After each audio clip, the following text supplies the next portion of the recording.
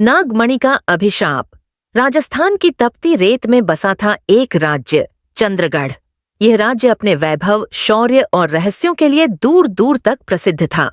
यहाँ के राजा चंद्र प्रताप सिंह अपने समय के सबसे बुद्धिमान और पराक्रमी शासकों में गिने जाते थे। परंतु चंद्रगढ़ को असली प्रसिद्धि दिलाई थी वहां स्थित एक रहस्यमयी वस्तु ने, नागमणि। ये मणि महल के सबसे गुप्त कक्ष में रखी थी और कहा जाता था कि उसमें अमरता और अपार शक्ति है। किंवदंती थी कि यह मणि नागलोक के राजा वासुकी द्वारा पृथ्वी पर छोड़ी गई थी और उस पर एक शाप भी था, जो उसका अधिकारी न हो उसके राज्य का विनाश निश्चित है। राजा चंद्र प्रताप का पुत्र वीरवर्धन साहसी, पराक्रमी और विद्वान था, किंतु उसमें एक कमी थी, अत्यधिक जिज्ञासा।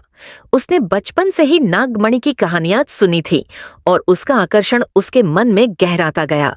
राजमहल में किसी को भी नागमणि कक्ष के पास जाने की अनुमति नहीं थी, सिवाय राजा और महामंत्री चरणदास के। लेकिन वीरवर्धन की नजरें हमेशा उस द्वार पर टिकी रहतीं। एक दिन महल में एक साधु आया। उसने राजा से भिक्षा मांगी और कहा, राजन, आपके राज्य पर एक छाया मंडरा रही है। नागमणि जाग चुकी है। राजा घबरा गए। उन्होंने महामंत्री चरणदास को बुलाया और दोनों ने मणि कक्ष की सुरक्षा दोगुनी कर दी। उसी रात वीरवर्धन को एक सपना आया। एक विशाल नाग उसके सामने फन फैलाए खड़ा था और कह रहा था, यदि तू अधिकारी नहीं है, फिर भी मणि को छुएगा तो राज्य भस्म हो जाएगा। पर वीरवर्धन की जिज्ञासा अब सपना बनकर उसके मन में गूंजने लगी।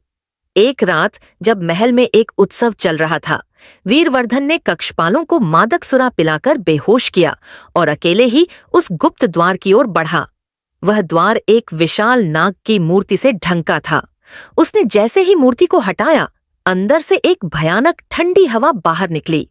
द्वार खुला और वहां रखी थी नागमणि, हल्की नीली रोशनी में चमकती हुई। जैसे ही उसने मणि को छुआ, महल के सारे दीपक बुझ गए। पूरा चंद्रगढ़ हिलने लगा। एक जोरदार गर्जना हुई और राजमहल के प्राचीन कक्षों से नागों की परछाइयां उभरने लगीं। राजा ने जैसे ही यह जाना कि वीरवर्धन ने मणि को छू लिया है, उन्होंने तुरंत महामंत्री चरणदास को बुलाकर कक्ष को सील करने का आदेश दिया। परंतु देर हो चुकी थी। चंद्रगढ़ में अचानक भयानक घटनाएं घटने लगीं। खेतों में फसलें सूखने लगीं, जलाशयों का जल काला होने लगा और रात के समय नागों की आवाजें सुनाई देने लगीं।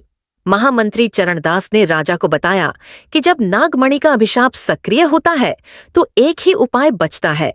असली अधिकारी को मणि नागराज को सौंपनी होती है, वरना राज्य नष्ट हो जाता है। राजा ने पूछा, तो असली अधिकारी कौन है? चरणदास ने धीरे से कहा, शायद वीरवर्धन नहीं है। महल की गुप्त पुस्तकों और वंशावली की जांच करने पर चौंकाने वाला सच सामने आया। वीरवर्धन राजा का जैविक पुत्र नहीं था।